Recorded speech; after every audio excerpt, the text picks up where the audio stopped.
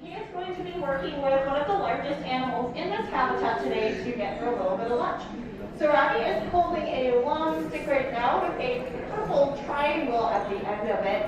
And this is a target or name tag for Freya the leopard with red. Robbie, can you talk to us about what you're going to be working on today?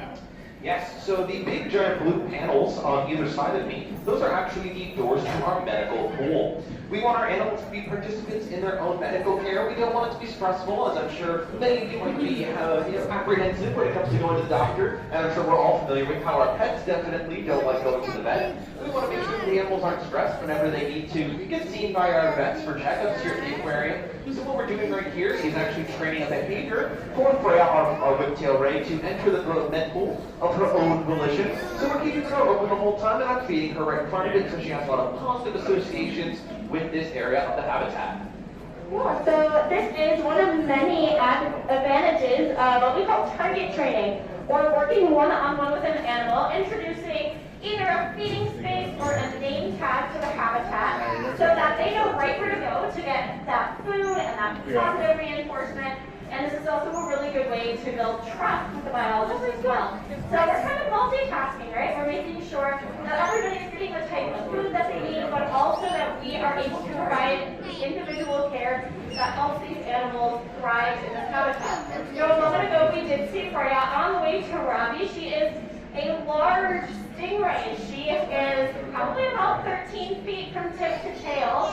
Yes, and most of her body is indeed tail. She's got that beautiful leopard print on her body. She is a type of ray that likes to spend most of her time on the bottom of a habitat. And we can tell that by her body shape and also by where her mouth is. Now these adaptations we can also use to figure out what sorts of things she might want to eat when we are feeding. So Robbie, what's on the menu today for Freya?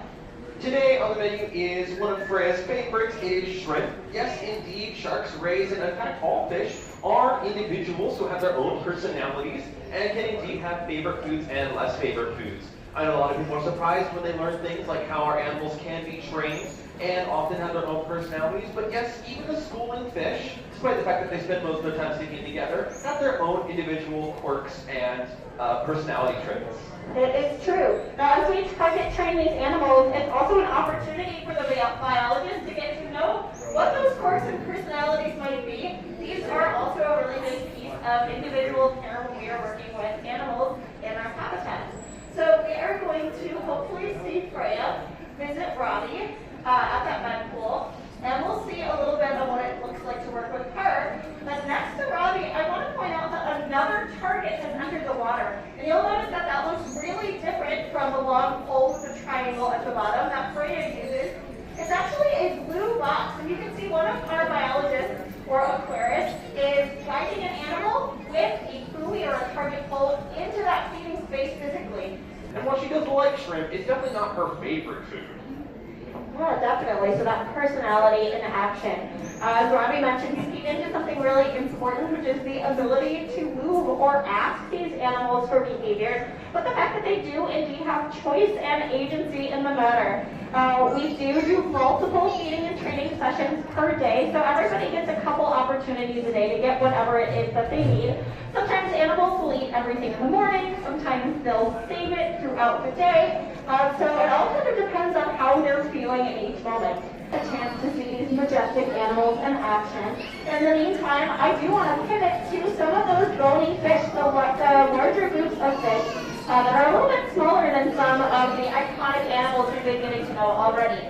So Robbie mentioned something called a broadcast feed, and this is when an aquarist walks around the habitat, and they are going to be throwing handholds in to the surface of the water to accommodate the variety in fish that we have swimming around of animals for generations to come. Now, another great way to care for animals or nature in general is curiosity, asking questions, diving deeper, and getting to know what's going on.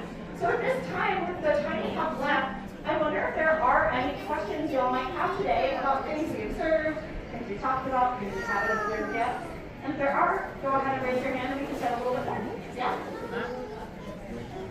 Oh, that's a great question. So Robbie, we can't help but wonder, as you are feeding some animals that kind of have a reputation in nature, like sharks and rays, Has anybody ever gotten bitten by a shark or a ray in this habitat? Ooh, that is a really good question. We haven't had anybody get bitten in an aggressive manner or an attempt at predation in any kind of form here in the reef. We do wear bite gloves so that if any of our animals, especially on a day that it's their favorite food, are enthusiastically trying to get it from us, we don't blame them